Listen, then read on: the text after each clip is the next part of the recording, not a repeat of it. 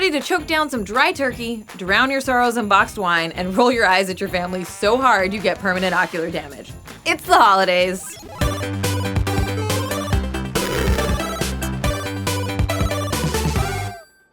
Hey feminist killjoys, this episode is going to be a quick one because we know you're dying to get back to slap fighting with your older brother, napping on your childhood twin bed, and pretending to go to the store for more ice so you can smoke in your car.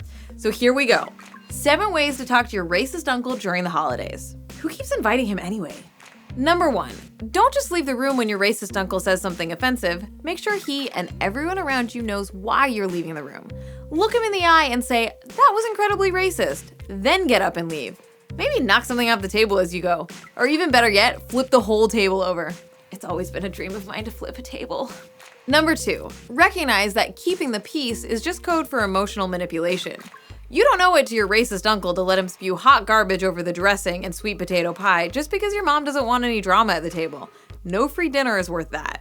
Number 3, remember that it's literally impossible to say and do racist things and still be a good guy. Your racist uncle may hand-knit socks for sick puppies while delivering Meals on Wheels to shut-ins, but he still thinks all Muslims are terrorists and that black-on-black crime is to blame for all the problems of the inner city. He's not a good guy. At best, he's a racist who is occasionally not terrible when his schedule permits. Number 4, revoke your racist uncle's past to be awful simply because he comes from an earlier time. Racism, sexism, homophobia, ableism, discrimination against trans folks. These things have always been wrong. But also, it's 2017. How long is your racist uncle gonna hide behind the fact that he had a really good year in 1967 and can't move past the good old days? Number 5, enlist the non-terrible members of your family in challenging your racist uncle with you. Why are you the only one who has to make a stand?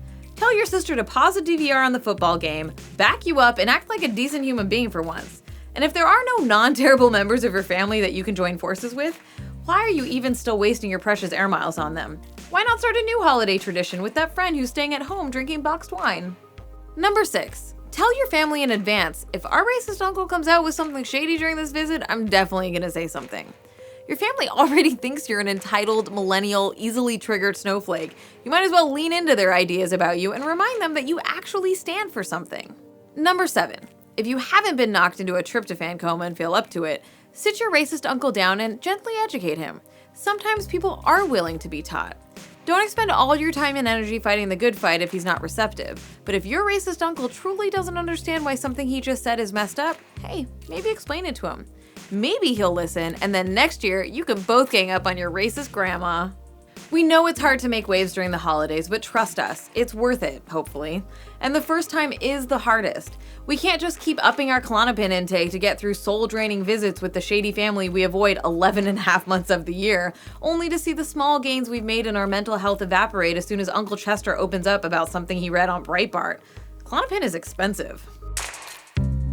Hope you're surviving the holidays. Please share this video with other friends who might also need a little advice on how to deal with their racist uncle.